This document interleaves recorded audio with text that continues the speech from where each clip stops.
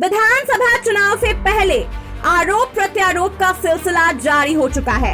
इसी बीच भारतीय सब लोग पार्टी के सुप्रीमो व पूर्व सांसद डॉक्टर अरुण कुमार ने आज मुख्यमंत्री नीतीश कुमार और सुशील मोदी की भ्रष्टाचार की पोल खोलते हुए जमकर निशाना साधा। वहीं प्रधानमंत्री मोदी के द्वारा लाई गई नई कृषि बिल को लेकर उन्होंने किसान विरोधी बिल बताते हुए क्या कुछ कहा है, जरा वो सुनिए। 8,000 करोड़ के लूट करने वाले लोग सुशील मोदी और नीतीश कुमार जी नीति उपदेशक कैसे हो सकते हैं? केपी रमैया सिर्फ इसके लिए जिम्मेवार तो नहीं है जिस पर चार्जशीट हुआ है। ये तो 31 मार्च को जब बजट का हिसाब होता है तो 31 मार्च को ट्रेजरी का हिसाब हो जाता है।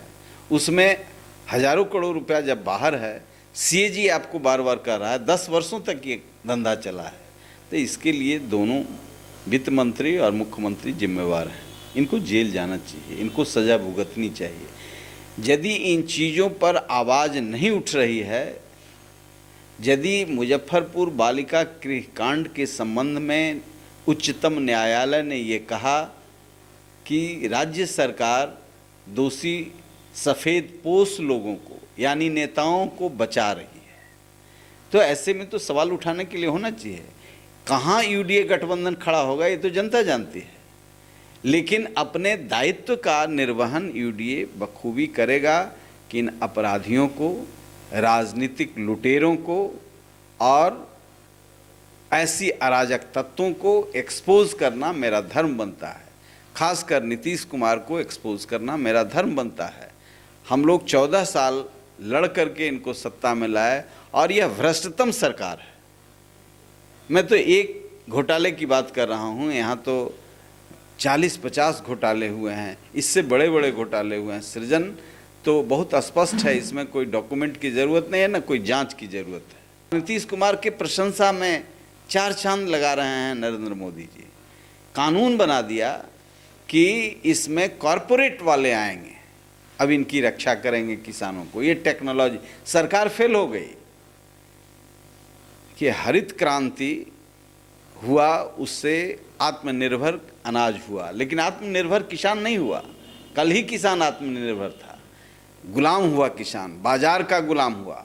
और जब कॉरपोरेट इसमें आ जाएंगे, अंबानी और अडानी इसमें आ जाएंगे, तो किसान की हालत ऐसी हो जाएगी जैसे किसानों पर एक फिल्म बना था मदर इंडिया।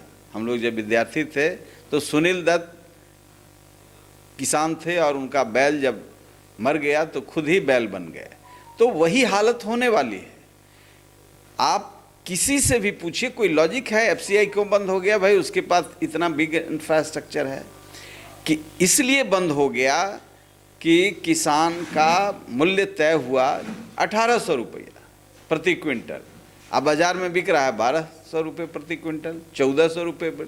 ये जो किसान के पॉकेट से 4 और 600 प्रति क्विंटल काट लिया गया पॉकेट से। यदि 100 मन वो बेचता है तो 60,000 सीधे पॉकेट काट लिया और 2,000 इनको दे दिया बैंक के अकाउंट में। बड़ी प्रसन्न किसान भी। लाचारी इनकी कैसी है, सो आप देख लीजिए। एफसीआई बंद हुआ, आंदोलन नहीं कर रहे हैं। यही सवाल, इसी कानून का जरा सा झोंका आया है तो हरियाणा, पंजाब, राजस्थान खड़ा हो गया। जब एमपी का 100 गुना बढ़ सकता है, किसान का दाम क्यों नहीं बढ़ सकता है? 45 साल में 100 गुना, महंगाई 100 गुना से ज़्यादा बढ़ गया। तो किसान को ऐसा चक्की में पेर करके, और ये जो कानून आया है, तो ये जो मोर्चा है, आवाज़ है जिनका शोषण हो रहा है, तो इसको होना चाहिए। परिणाम क्या होगा मैं नहीं जानता।